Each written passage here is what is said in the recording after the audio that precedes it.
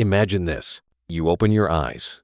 The alarm hasn't even rung yet, but your heart is already racing thinking about everything you didn't finish yesterday, everything waiting for you today, and everything you should have done long ago. You lie there, staring at the ceiling wondering, why does it feel like life is moving faster than I can keep up?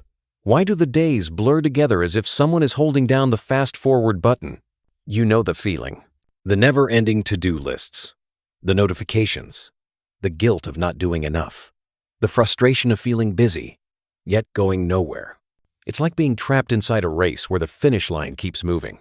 And somewhere deep inside, a quiet voice whispers, if only I could control my time, everything would change. But here's the truth, and it's a hard one. Most people don't live their lives. They react to them. Most people don't control their time. They let time control them. But what if, in a single moment, you discovered that time was never the problem? What if the real problem was how you use it, how you protect it, how you understand it? And what if mastering your time didn't mean doing more, but becoming more? This is the journey we're about to take. A journey into a book that millions have silently thanked, a practical, sharp, deeply human guide that teaches you how to reclaim your days, redesign your habits, and live a life that finally feels meaningful. This is Master Your Time by Thibaut Meurisse. But let me warn you, once you understand the principles in this book, you'll never look at your hours or your life the same way again. So sit back, take a deep breath, and let's begin. Because what you're about to discover has the power to change everything. The opening story, a moment that changes everything. Let me tell you a story. It's about a man who thought he was productive. He woke up early, hustled hard, filled his days with tasks, and ended each night exhausted. His calendar was full, his energy was drained, yet something felt wrong. Despite all the activity, life wasn't moving forward. One night, overwhelmed and defeated, he sat on the floor of his apartment, surrounded by sticky notes, deadlines, and unfinished plans. And he asked himself, how can I be this busy and still feel like I'm wasting my life? That man was Thibaut Meurisse. And that moment, the moment he faced the uncomfortable truth, was the moment everything changed. Because instead of forcing himself to work harder, he asked a different question. What if productivity isn't about doing more, but doing what matters? This is the question that became the foundation of his book, and it's the question we will answer, step by step, in this cinematic exploration. But before we dive into the lessons, let's understand the man behind them. Author background, who is Thibaut Meurisse. Thibaut Meurisse didn't grow up believing he'd write books that would impact millions. He wasn't born with extraordinary discipline. In fact, he struggled deeply with procrastination, self-doubt, and lack of direction. He felt lost, distracted, pulled in 100 different directions. Sound familiar? But what separated him from most people was something small yet powerful. Relentless curiosity. He wanted to understand why some people seemed to achieve so much, while others, equally intelligent and hard-working, remained stuck. He studied psychology, productivity, personal development, and human behavior, not as an academic, but as someone searching for answers to his own life. And what he discovered is simple but life-changing. The people who succeed are not the ones with the most talent or intelligence. They are the ones who master their time. Not control, not manage, not squeeze productivity out of every second, but master time, meaning they use it deliberately, consciously, with intention. This book is his blueprint. A guide built from experiments, failures, victories, and thousands of hours studying human behavior. And now, it's your blueprint too. The core message of the book, the heart of Master Your Time. Imagine your life as a cup. Every day, life pours things into that cup. Responsibilities, tasks, distractions, expectations. But here's the truth. Most people fill their cup with things that don't matter, and then complain that there's no space left for what does. Mastering your time isn't about adding more. It's about eliminating what drains you, simplifying what overwhelms you, strengthening what grows you. The core message of this book can be summed up in one powerful sentence. Use your time intentionally so you can live meaningfully. Not faster, not harder, not busier, but meaningfully. This book teaches you, asterisk, How to identify what genuinely matters. Asterisk. How to remove the invisible drains on your life. Asterisk.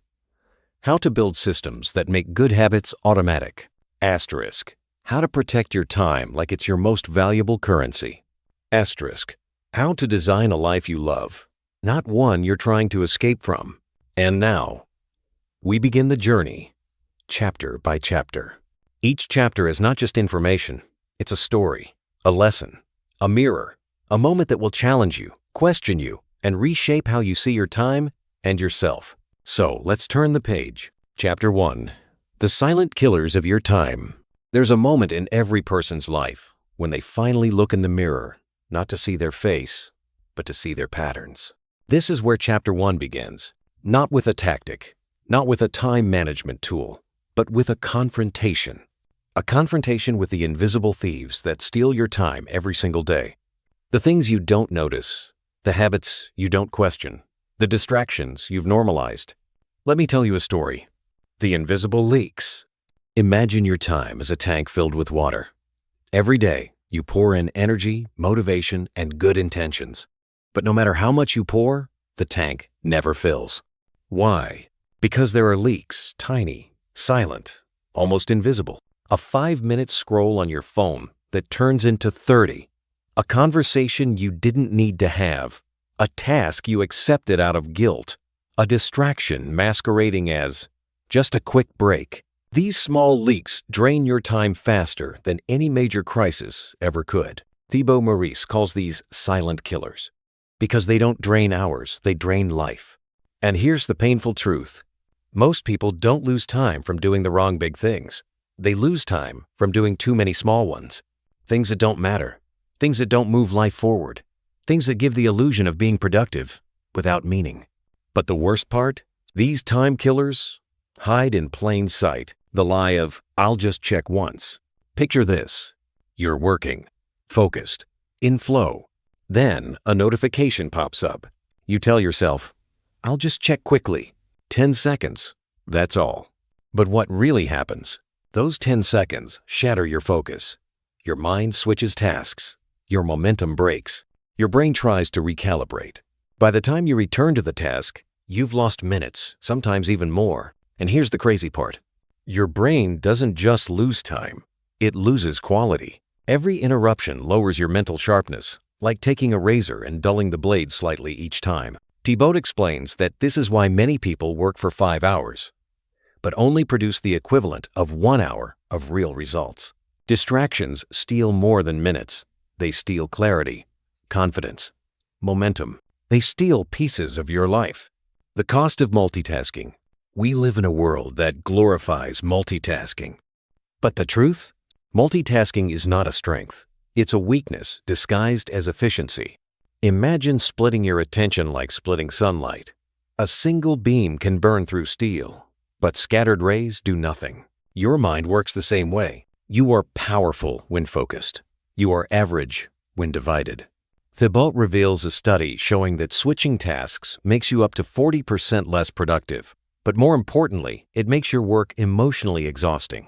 Because your brain isn't meant to juggle, it's meant to flow. When you multitask, you don't get more done. You get less done with more stress. And stress is the enemy of mastery, the trap of busyness. But here is the most dangerous time killer of all, the one people proudly wear like a badge. Being busy. Busyness feels productive. It feels active. It feels important. But it is the biggest lie your mind ever told you. Being busy is not the same as being effective. A day filled with meaningless motion is no better than standing still. Imagine 2 people, asterisk. One runs in circles for 8 hours, asterisk. One takes a single, intentional step forward. Who made progress? The second. Always the second. This chapter forces you to confront an uncomfortable truth. You can be busy every day and achieve nothing meaningful. Because busyness is often avoidance disguised as effort. It's fear wearing ambition's clothing. People stay busy, not to succeed, but to avoid sitting alone with their doubts. Thibaut Meurisse exposes this elegantly, reminding us that true productivity is not movement. It is progress. The first breaking point.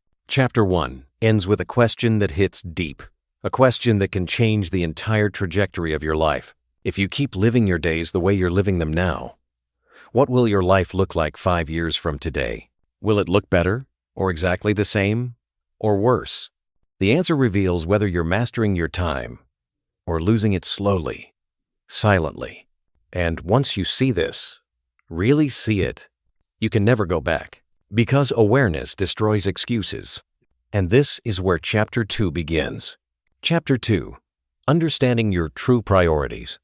After exposing the silent killers of your time, the book takes us deeper into the heart of meaning. Because once you remove distraction, you face a terrifying question. What actually matters? Most people have no answer. They know what others expect from them. They know what society praises. They know what looks successful on the outside, but they don't know what their soul wants. And a life without clarity is a life wasted. Let me tell you a story. The man at the airport. Imagine you're at an airport. A stranger beside you opens his laptop and starts working intensely. Emails, documents, charts. He looks productive, focused, successful. But after a few minutes, he sighs deeply, closes the laptop, stares out the window. You ask, "Long day?" He nods. Then he says something unexpected. "I'm great at being productive, but terrible at doing what actually matters." He explains that he has spent years working hard but not working right. He chased what others valued, what others praised, what others demanded, but not what he cared about. This is the tragedy of modern life. People spend their days efficiently doing things that are meaningless. It's like running full speed, but in the wrong direction. Thibaut Meurisse devotes Chapter 2 to helping you avoid this trap. The difference between urgency and importance. One of the most powerful ideas in the book is the distinction between urgent tasks, things that demand attention, important tasks, things that actually change your life. Most people live in the urgent zone, constantly responding, reacting, putting out fires. The problem? Urgent tasks scream loud, but important tasks whisper. Urgent tasks are addictive. Important tasks are intimidating. Urgent tasks give quick results. Important tasks build long-term change. Thibaut reminds us that important tasks shape your future, but urgent tasks steal your present. And if you don't consciously choose importance, urgency will control your life. The power of saying no. Here comes a brutal truth. Every yes you say is a no to something else. People pleasers lose the most time, not because they are weak, but because they never learned the power of boundaries. Saying yes feels good. It feels kind. It feels cooperative, but it can destroy your life. Saying no is uncomfortable, awkward, scary, but it protects your life. Thibaut argues that until you learn to say high-quality no's, you will never have high-quality time, because time is finite, but demands are infinite. You cannot serve both. The 3 layers of priority. Meurisse breaks down priorities into 3 emotional layers. 1. What matters to society? Status, approval, reputation. 2. What matters to others close to you? Expectations, obligations, pressure. 3.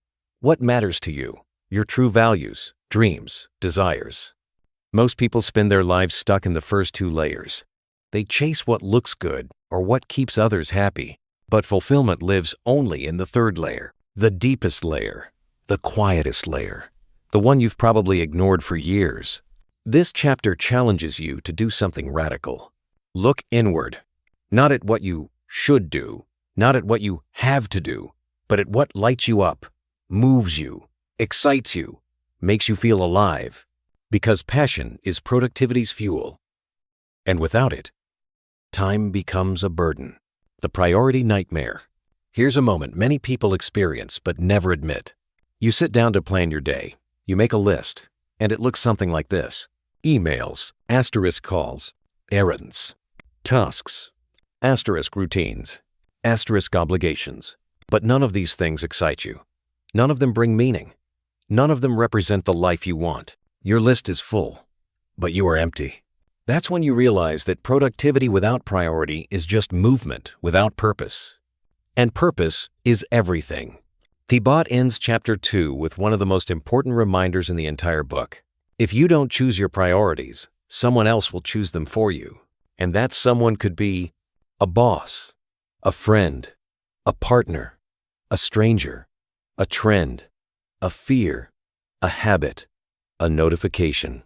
But here's the dangerous part. When you follow someone else's priorities long enough, you forget you even had your own. And that realization becomes the emotional turning point.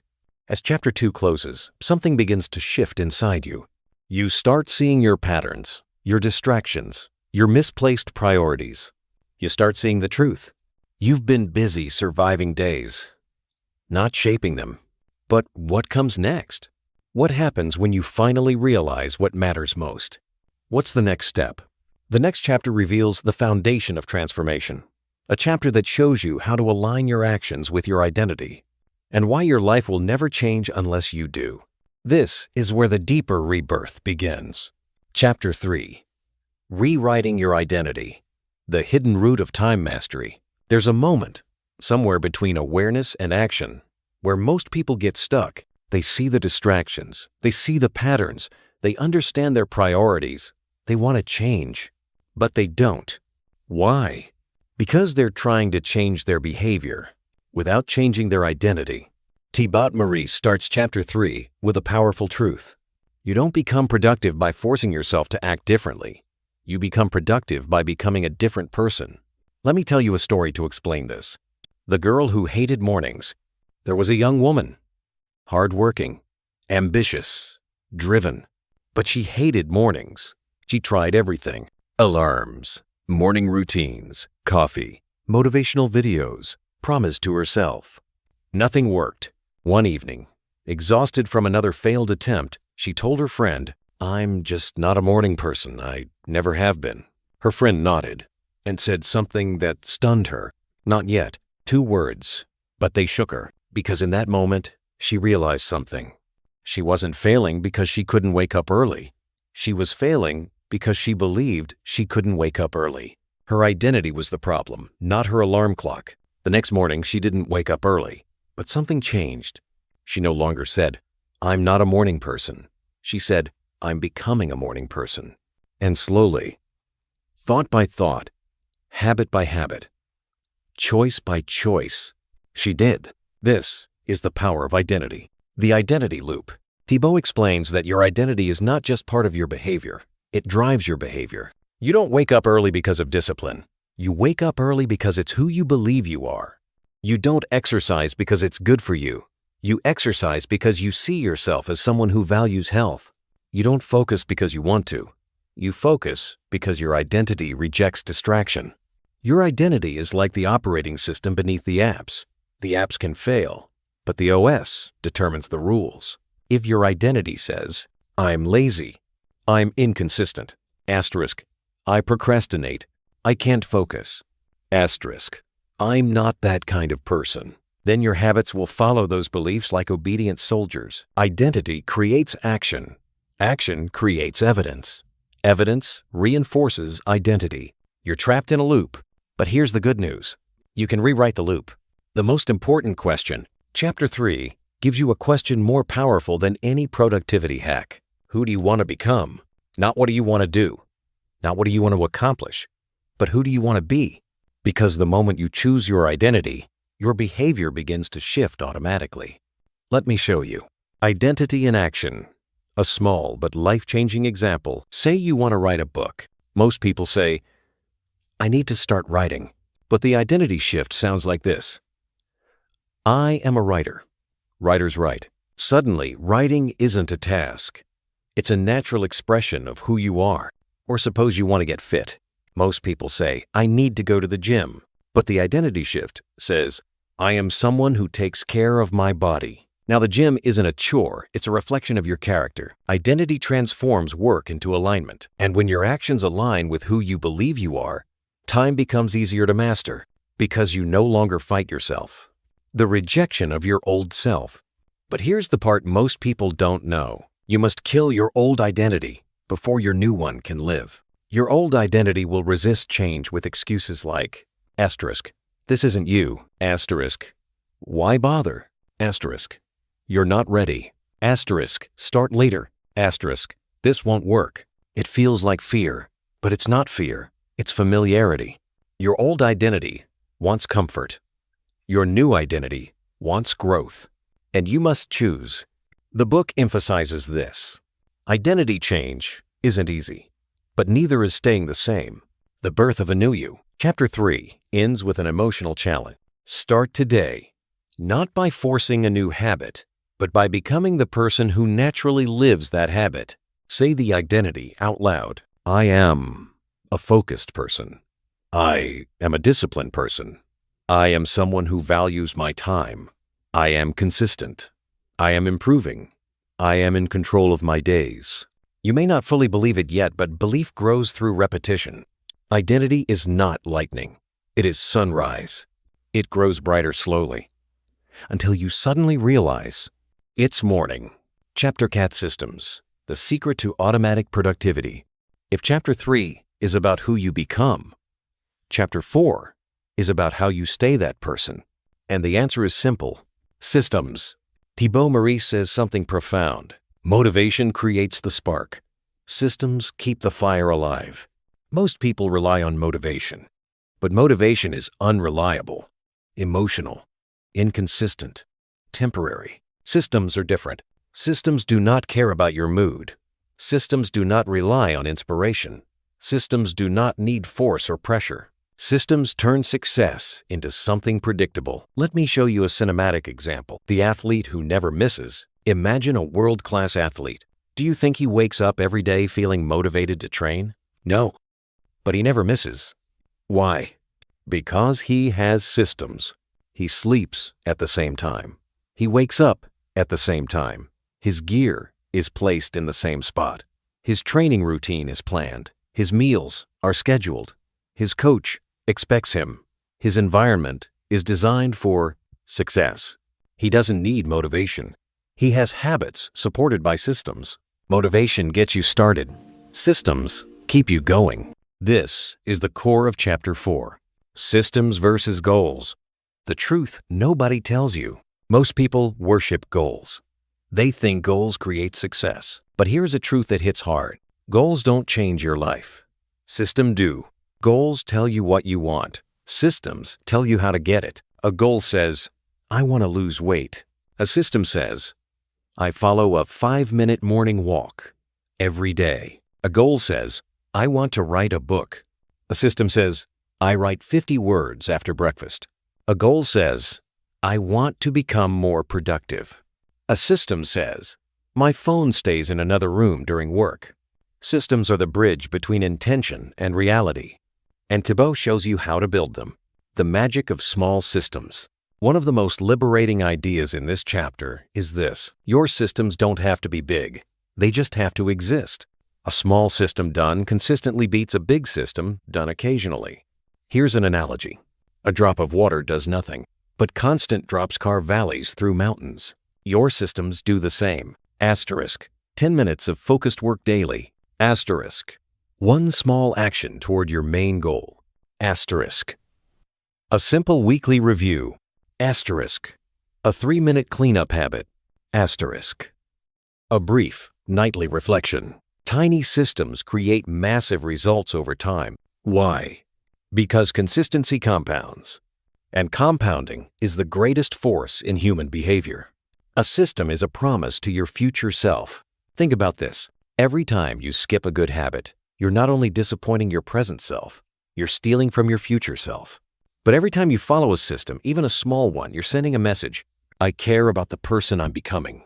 A system is not a rule. It's an act of self-respect. And when you respect your time, life respects you back. Environment is everything. The book emphasizes a principle that many people overlook. Your environment shapes your time far more than your intention. If your phone is beside you, you'll check it. If junk food is in your kitchen, you'll eat it. If clutter surrounds you, you'll feel overwhelmed. If your workspace is chaotic, your mind will be too. You don't need more willpower. You need a better setup. Your environment should make your good habits easier and your bad habits harder. This is how you take control of your life without exhausting yourself. The commitment loop. At the end of Chapter 4, Thibaut Meurisse gives one final reminder. You don't rise to the level of your motivation. You fall to the level of your systems. And that's where the chapter closes, with you standing at the doorway of a new life. A life where productivity isn't a battle. It's a rhythm, a flow, a design, a system you built with intention. And the next chapter? It takes you deeper. Because once you have systems, you must eliminate everything that destroys them. Chapter 5. Eliminating the time wasters. Fighting the invisible enemies. There's a moment in every person's journey where change becomes uncomfortable. Because suddenly, you can't unsee the truth. You start noticing everything that steals your time. Not the big things, but the tiny, silent thieves hiding in the corners of your day. Chapter 5 opens with a realization. You can't master your time until you first stop losing it. Let me tell you a story. The man in the cafe. There was a man who sat in the same cafe every day, working on his laptop. He carried a sense of purpose, typing intensely, pausing, typing again. But if you watched closely, you'd notice something strange. Every few minutes he would unlock his phone, scroll, check a notification, look at a message, glance at social media, then return to work, only to repeat it again. To him it felt harmless. Just a few seconds, he would say. But those seconds added up. And here's the truth. Thibaut Meurisse reveals. A distracted mind works like a leaking bucket. No matter how much effort you pour in, you never feel full. Most people don't fail because they're unproductive. They fail because they're interrupted. By their phone, by others, by themselves. And the worst time wasters aren't the ones you choose consciously, but the ones you allow unconsciously. The true cost of distractions. Thibaut explains a psychological reality few people understand. When you switch tasks, even briefly, your brain requires up to 20 minutes to fully regain deep focus. 20 minutes. For a single interruption, this means a 10-second check, a glance at your phone, a quick message reply can steal not 10 seconds, but chunks of your mental power, dragging your energy downward. Imagine a professional pianist trying to play a masterpiece. But every minute, someone taps their shoulder. The music doesn't flow. It fractures. Your life works the same way. You can't build anything meaningful if your attention is constantly shattered. This is why Chapter 5 insists. Distraction is not a habit. It's a lifestyle, and it must be replaced. The black hole of digital addiction. Here's a harsh truth. Your phone is not a tool. It is a trap designed to own your attention. Every ping, buzz, and vibration isn't just designed to notify you. It's designed to rewire you. Apps are engineered by behavioral psychologists. Notifications are crafted to exploit dopamine loops. Platforms fight for your eyes because attention is currency. Thibaut Meurisse exposes something uncomfortable. Most people aren't addicted to their phones. They're addicted to escaping themselves. Escaping boredom. Escaping responsibility. Escaping discomfort. Escaping silence. Because silence can be frightening. In silence, you see your life clearly, and clarity is uncomfortable. Distraction is easier, but distraction is the enemy of meaning. The toxic trio of time wasters. According to the book, most time loss comes from 3 core sources. 1. Digital distraction. 2. Internal noise. Thoughts, worries, scattered thinking. 3. Low-value activities. Things that feel productive but aren't. Let's explore each of them cinematically. 1. Digital distraction. The thief you invited. Imagine someone constantly knocking on your door. You open it every time. That's what notifications are. They don't just interrupt your work, they interrupt your life. But here's the irony. You let them. You allowed the thief into your house. Chapter 5 tells you that the first step to mastering time is reclaiming your digital space. Notifications off, phone out of reach, social media scheduled not random. Not because technology is bad, but because your life deserves protection. 2. Internal noise, the thoughts that won't stop. Sometimes the distraction isn't outside. It's inside. The worries, the reminders, the anxieties, the unfinished tasks looping in your mind. It's like trying to study in a room filled with whispers. To silence internal noise, Thibaut recommends something deceptively simple. Write your thoughts down. When you put thoughts on paper, your mind feels safe enough to let them go. Expression becomes freedom. Clarity becomes calm. 3. Low-value activities. The illusion of productivity. These are the most dangerous time wasters.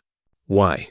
Because they look productive. Cleaning your desk again, checking emails for the 14th time, rearranging files, watching educational videos you don't need, planning instead of doing, researching instead of starting, actions that give dopamine instead of results. These tasks feel safe, but safety is the enemy of transformation. Chapter 5 reveals, you don't need to do more. You need to stop doing what doesn't matter. Time mastery is subtraction, the great cleanse. Toward the end of the chapter, Thibaut Meurisse asks you to look at your life and purge what no longer serves you. Apps, habits, routines, people, tasks, commitments, patterns. Not because you're harsh, but because your life is precious. He leaves you with a line that hits deep. You can't become who you want to be while clinging to who you used to be. This is where Chapter 6 begins, with a realization that mastering time requires not just minimizing distractions, but mastering your energy. Chapter 6, Energy Management, the real source of productivity. If time is the stage, energy is the actor. Many people say, I don't have enough time, but Thibaut Meurisse reveals a deeper truth. Time isn't the problem, energy is. Because even if you had 48 hours in a day, what good are they if you're exhausted, mentally drained, or emotionally numb? Chapter 6 begins with a simple observation. You're not a machine, you're a human being. You don't work in consistent output, you work in waves. Let me tell you a story. The creator who lost his spark, a filmmaker once said, I have 8 hours a day to work, but only 2 hours where my mind is alive. That line is profound because it reveals the truth. Productivity is not about the length of your day, it's about the quality of your energy. There are moments in your day where you feel sharp, alive, creative, unstoppable, and moments where your brain feels like wet cement. If you use high-energy moments for low-energy tasks, you waste your potential. This chapter teaches you to identify your natural rhythms and leverage them. The 3 types of energy. According to the book, your life runs on 3 energy levels. 1. Physical energy, how rested your body is. 2. Mental energy, how clear your mind is. 3. Emotional energy, how stable your heart is.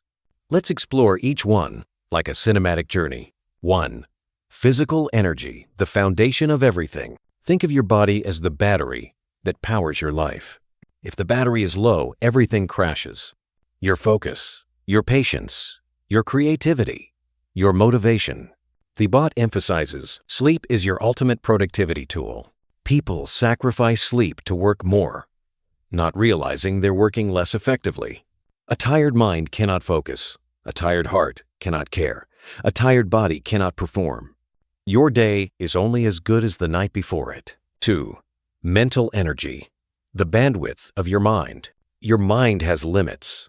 Every decision, every choice, every problem, every interruption drains mental energy. This is called decision fatigue. This is why successful people simplify. Asterisk, their routines, asterisk, their wardrobe, asterisk, their schedules, asterisk, their commitments. Not because they're boring, but because clarity is expensive. When your mental energy is high, you can create. When it's low, you can barely respond. This is why Thibaut insists. Protect your mornings. They're your brain's prime real estate. 3. Emotional energy, the silent force behind all action. This is the most underrated form of energy because emotions drive action far more than logic ever will. When you feel hopeful, motivated, excited, you move forward. When you feel anxious, stressed, overwhelmed, you shut down. Your emotional state determines your output more than any planner, app, or schedule. Thibaut explains that to manage your emotional energy, you must limit toxic inputs, spend time with uplifting people, seek environments that inspire you, practice gratitude, reduce emotional clutter, Because emotional clutter is heavier than any physical mess. The energy pyramid. At the heart of Chapter 6 lies a powerful concept. Your most important work must happen during your highest energy hours. Not after you're tired. Not when you're drained. Not when your willpower is gone. You should do asterisk, deep thinking, creative work, important décision, asterisk, personal projects, when your energy is highest, and do asterisk, emails, chores, administrative tasks, errands, when your energy is lowest. Misplacing tasks destroys productivity. Using energy strategically transforms it. The transformation of work. Thibaut Meurisse shares a profound insight near the end of this chapter. When you match the right task to the right energy, work becomes effortless. You stop battling yourself. You stop pushing. You stop forcing. Your work becomes flow, a state where time disappears and creativity rises. This is the ultimate form of productivity. And now, we're ready to dive deeper. Because in the next part, you learn about momentum, about consistency, about long-term transformation. The next chapters explore how to sustain this new life, not for a day or a week, but for years. Chapter 7, Momentum, the force that makes everything easier. There's a moment in every journey where something magical happens. It's quiet, almost invisible, but life-changing. It's the moment when effort becomes ease, when habits stop feeling heavy, and progress begins to feel inevitable. This moment is called momentum. Thibaut Meurisse opens Chapter 7 with a powerful idea. Success doesn't come from occasional intensity. It comes from consistent momentum. Let me tell you a story. The river and the rock. Imagine a river gently flowing over a large, stubborn rock. At first, nothing happens. The water seems weak. The rock is unmoved. But over time, drop by drop, flow by flow, the water carves the rock, shapes it, transforms it. Not because the water is forceful, but because it is consistent. Your habits work the same way. Asterisk. A single workout changes nothing. Asterisk. A single day of focus means little. Asterisk. A single page written does not build a book. But do it daily. Do it consistently. Do it with momentum. And your life will begin to reshape itself. Because momentum is the compound interest of behavior. How momentum begins. Small wins. Momentum rarely starts with a big leap. It begins with something tiny. Something almost embarrassingly small. Asterisk 1 push-up. Asterisk 1 paragraph. Asterisk 5 minutes of reading. Asterisk a 2-minute walk. 10 minutes of deep work. Thibaut Meurisse emphasizes, small wins create emotional fuel. Every small victory whispers to your brain. Asterisk, I can do this. Asterisk, I'm becoming better. Asterisk, maybe I'm not the person I used to be. That whisper becomes belief. Belief becomes identity. Identity becomes consistency. Consistency becomes momentum. And momentum becomes transformation. The power of showing up. There's a story about a young guitarist trying to master his craft.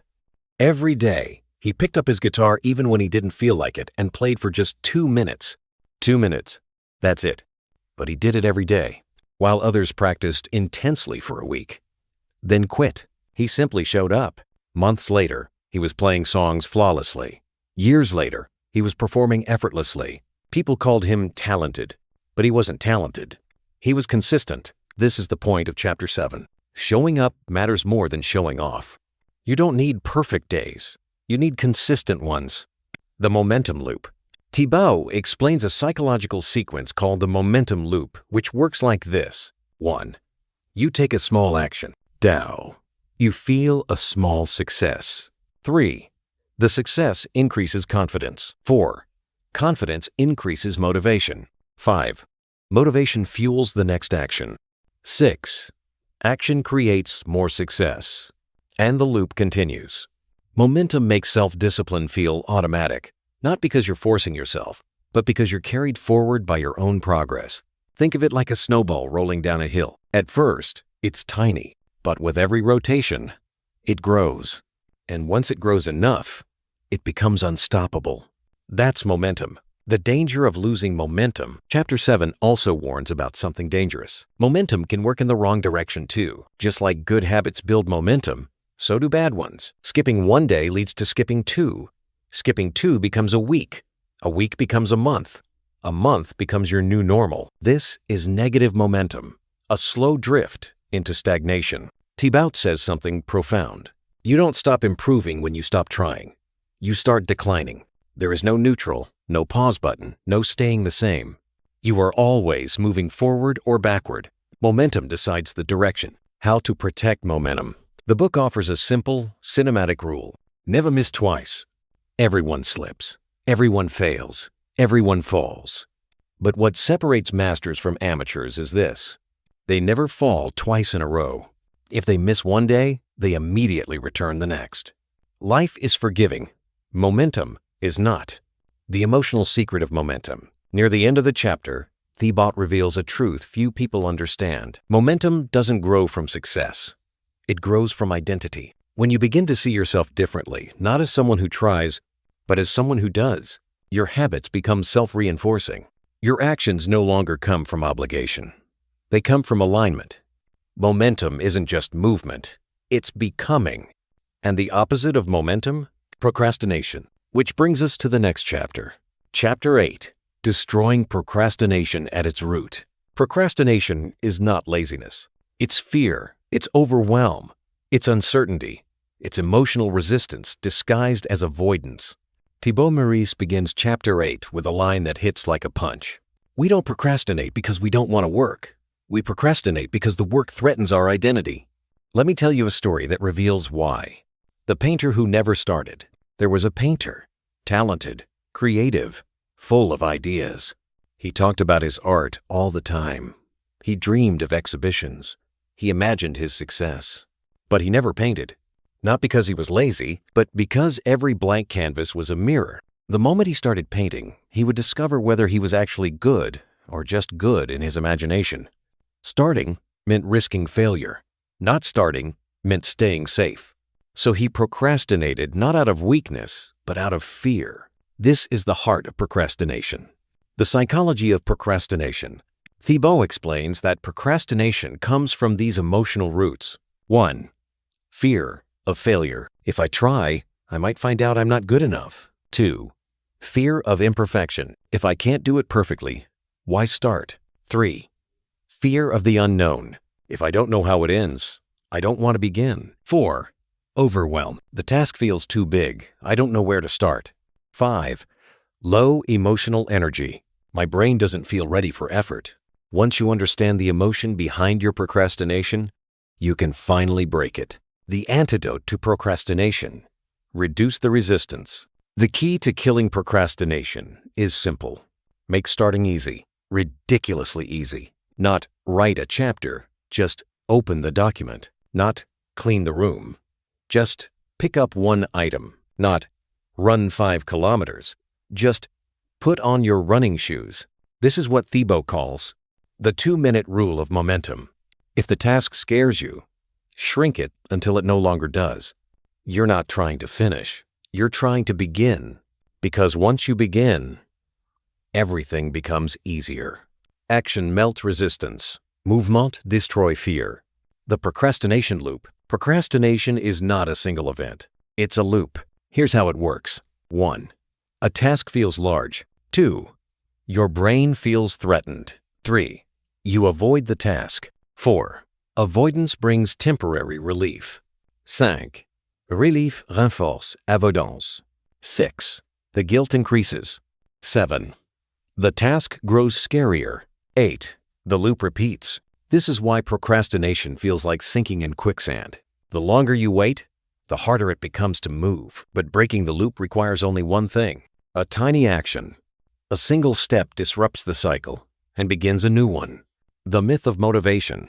One of the most important ideas in Chapter 8 is this: you don't take action because you're motivated. You become motivated because you took action. Motivation is not the starting point. It's the side effect. It comes after you start the work, not before. Waiting for motivation is like waiting for rain in a drought. The storm isn't coming. You must move anyway. The pain of regret, versus the pain of effort. Thibaut shares something deeply emotional near the end of this chapter. The pain of discipline weighs ounces. The pain of regret weighs tons. Effort is temporary.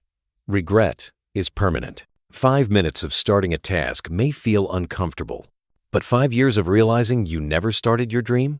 That pain lasts forever. This chapter is a wake-up call, one that shakes you, confronts you, and challenges you. Because once you destroy procrastination, your life begins to move. Your dreams begin to breathe. Your days begin to flow. Your identity begins to transform. And in the next chapters, you learn how to sustain this progress and build a life that no longer fights you. A life you designed. A life you control. Chapter 9. The Power of Deep Focus. Entering the state of timelessness. There's a moment in your life rare, magical, almost surreal where time seems to disappear. You've felt it before. Asterisk. When you were completely lost in a task. Asterisk. When hours passed like minutes. Asterisk. When you created something you didn't know you were capable of. Asterisk. When your mind felt sharp, clear, alive. This moment is called deep focus. Thibaut Meurisse begins chapter 9 with this powerful truth. Your greatest work will come from your moments of deepest focus. Let me tell you a story. A cinematic moment that explains the essence of deep focus. The writer who vanished into his work. There was a writer who struggled with distraction. Every day he sat at his desk, determined to finish his novel, but his mind drifted. Emails, notifications, random thoughts, restlessness. One evening, frustrated, he decided to try something different. He turned off his phone. He closed every tab. He dimmed the lights. He put on headphones with no music, just silence. He took a deep breath and whispered to himself, "Just write one sentence." Minutes passed, then 20, then an hour. He didn't notice the time. He didn't notice his surroundings. He didn't notice himself. He entered a state psychologists call flow and what the book calls deep focus. When he finally looked up, 3 hours had passed. He had written more in one night than he had in the previous 2 weeks. This is the power of deep focus. What is deep focus? Deep focus is a state where, asterisk, your mind is fully immersed, asterisk, your thoughts align, asterisk, your attention narrows, asterisk, your energy channels into one thing. You feel no resistance. You feel no distraction. You feel no time. It is your brain's peak performance mode, the place where your best ideas are born, your best creativity flows, your best decisions are made, and your best work comes to life. But here's the truth. Deep focus is not accidental. It is intentional. You must design your life to enter it. The enemies of deep focus. To enter deep focus, you must destroy the things that kill it. The book identifies 3 primary enemies. 1. Multitasking. This splits your attention and makes flow impossible. 2. Notifications and interruptions. Even one vibration can shatter 20 minutes of focus. 3. Internal clutter. A noisy mind cannot enter a deep state. These enemies don't just reduce productivity, they destroy the possibility of mastery. Because mastery requires immersion, not fragments of attention. The focus ritual. Entering your deepest self. Thibaut presents a method to consistently enter deep focus, a sort of ritual that signals your brain. Now we go deep. It works like this. 1. Choose one task only. No multitasking. No side quests. One mission. 2. Set a timer 25 to 50 minutes. Enough to immerse. 3. Remove all distractions. Phone in another room. Tabs closed. Environment clean. 4. Create a focus cue. A candle, a sound, a drink, a phrase. Something that tells your brain, this is our focus time. 5. Begin small. Start with a tiny action, typing one sentence, opening a document, reading a paragraph. 6. Let yourself fall in. Focus is not forced, it's allowed. Once you begin, your mind enters deeper and deeper layers of concentration, and soon you lose yourself in the work. The timeless state. There is a moment calm, powerful, almost sacred where, asterisk, your breathing slows, asterisk, your awareness sharpens, asterisk, your mind becomes still. Asterisk. Your thoughts flow without effort. Asterisk. Your perception of time dissolves. This is deep focus. And once you feel this state, you never want to return to a distracted life. Because deep focus feels like stepping into your highest potential. It is the version of you that is not limited, not afraid, not scattered, not overwhelmed. It is the version of you who is capable of greatness. The reward of deep focus. Thibaut Meurisse writes, 1 hour of deep work can be worth more than 5 hours of distracted effort. This is not an exaggeration. When your mind is fully aligned, you think faster, you create better, you progress deeper, you understand more, you produce with clarity, you move your life forward. Deep focus is not a productivity hack, it is a life strategy. And this chapter ends with a challenge. What masterpiece could you create if you protected just 2 hours of deep focus every day? This question leads us into the next chapter, the chapter where you begin designing a life worthy of your deepest focus. Chapter 10, Designing Your Ideal Life, Creating a Future You Actually Want. After teaching you how to master days, Thibaut shifts to something far more powerful, how to master your life. Chapter 10 begins with one of the most important messages in the entire book. Productivity means nothing unless it builds a life you love. Let me tell you a story that captures this truth. The successful man who hated his life. Imagine a man who achieved everything society told him to. A stable job, a high income, a big home, prestige, security. Every morning, he woke up early. Every day, he worked efficiently. Every evening, he felt productive. He did everything right. But one night, while brushing his teeth, he looked at his reflection and whispered, "I built the wrong life." Because all his productivity had been directed outward toward expectations, obligations, imposed definitions of success, never toward meaning. And meaning is the soul of productivity. What do you really want? Chapter 10 forces you to confront a difficult but liberating question. What kind of life do you truly want to live? Not the life your parents wanted. Not the life society values. Not the life your fears allow. But the life you desire. Thibaut explains that most people never stop to define. Asterisk. The lifestyle they want. Asterisk. The work they want to do. Asterisk.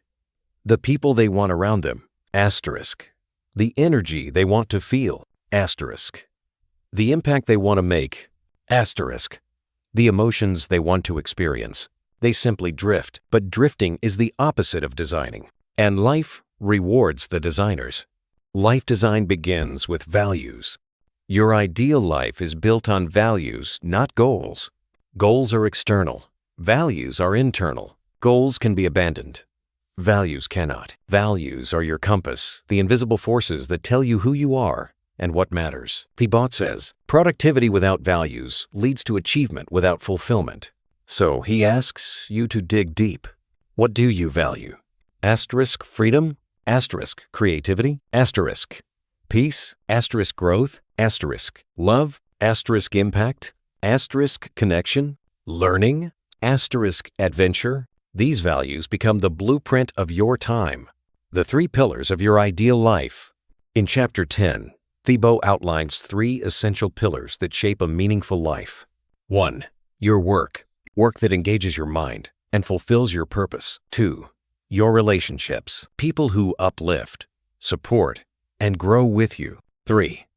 Your personal growth. Habits that expand your potential. A life built without these pillars collapses. A life built with them thrives. Your days become meaningful. Your time becomes precious. Your existence becomes aligned. The Future Self Method. One of the most transformative ideas in this chapter is the Future Self Method. Here's how it works. You close your eyes and imagine the person you want to become 5 years from now. Not vaguely, but vividly. Asterisk. How do they think? Asterisk. How do they behave? Asterisk. How do they spend their time? Asterisk. What habits do they have? Asterisk. What boundaries do they set? Asterisk. What do they no longer tolerate? Asterisk. What do they prioritize? And then you ask yourself, what would that version of me do today? This simple question reshapes your daily decisions and slowly turns into identity, circumstance, reality. The life you desire becomes the life you build. The Life Design Blueprint. Chapter 10 challenges you to build a blueprint, a written, tangible, emotional vision of your ideal life. You design asterisk, your ideal morning, your ideal workday, asterisk, your ideal evening, asterisk, your ideal relationships, asterisk, your ideal lifestyle, asterisk, your ideal emotional state, asterisk, your ideal contribution to the world. Thibaut writes, "You cannot reach a destination you never define. Clarity creates direction. Direction creates action. Action creates transformation. And transformation creates a meaningful life. Living a life you don't need a break from." Toward the end of Chapter 10, Thibaut shares a line so simple, yet so profound, that it echoes long after the chapter ends. Build a life you don't need to escape from. Not a life where vacations are your only relief. Not a life where weekends are your only joy. Not a life you endure, but a life you embrace. A life designed with intention, with clarity, with purpose. A life that feels like yours. The final message of the book. In the final pages, Thibaut Meurisse writes, "Master your time, not to control your life, but to cherish it." This is the core of everything. Productivity is not the destination. It is the vehicle. Meaning is the destination. Presence is the destination. Growth is the destination. Love is the destination. You don't master time to become a robot. You master time to become alive. A final cinematic ending, the last message to the viewer. Now that we have walked through the entire philosophy of Master Your Time, the script ends with a deep, emotional message directly to the viewer. Take a moment. Look at your life. Not as a list of tasks, but as a story. A story only you can write. One day, someone will ask about your life. Asterisk, what did you love? Asterisk, what did you learn? Asterisk, what did you create? Asterisk, what did you give? Asterisk, who did you become? And your answer will not come from how busy you were, but from how intentionally you lived. You have one life, one chance, one brief moment on this planet. Make it count. Master your time not to get more done, but to live more deeply. Because at the end of the day, life is not measured by how much we accomplish. It's measured by how much we experience, how much we grow, and how deeply we love. This is your time. This is your story. This is your chance. Don't just manage it. Master it. If you felt something today, if even one idea sparked a change, then please like, share, and subscribe to support this journey. And tell me in the comments, what book should we dive into in the next video? Your recommendation might be the next story I tell.